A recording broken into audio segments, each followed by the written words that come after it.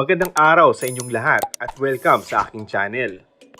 Isang malaking good luck na lang sa ilang netizens na nanggagatong kay Julia Montes para pagselosan nito ang tinutuong halik ni Lovie Poe sa katambal niyang si Coco Martin sa Batang Quiapo.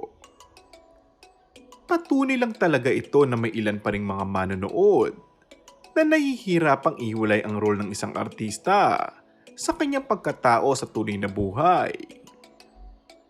Sa latest episode kasi ng Batang Quiapo, ay tutulungan ni Tanggol si Mokang na makatakas sa piling ni Ramon na ginagampanan ni Christopher De Leon.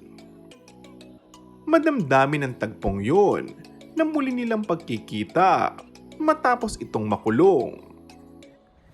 Magkakaroon muli ng isang kissing scene ng dalawa, pero ayon sa ilan, ay hindi dapat hanapan ng mali siya ang eksenang iyon.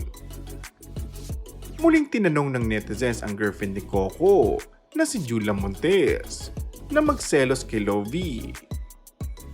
Maaalalang minsan nang tinanong si Julia kung nagsiselos din ito sa mga nakakasama ni Coco. Ngunit mas pinipili niya na magtiwala at alam niya naman ang trabaho lang ito. Matured enough na rin umano sila para sa mga ganoong senaryo sa kanilang mga naging proyekto. And that's all for our today's video. Kung bago ka lang sa aking channel ay mag-subscribe at pindutin na rin ang notification bell. Maraming salamat!